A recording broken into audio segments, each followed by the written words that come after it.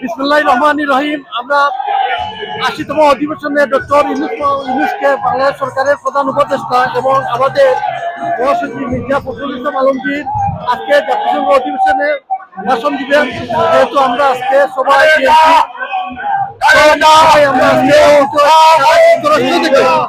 বিএনপির এবং অঙ্গ সংগঠনের হাজার হাজার নেতাকর্মী আজ আমরা সমবেত হয়েছি, যেখানে আমরা এই নিষিদ্ধ সংগঠন আওয়ামী লীগের সন্ত্রাসীদের পাবো, আমরা ওদেরকে জিজ্ঞাসা করবো এবং ধরে পুলিশের হাতে সুপর্দ করব।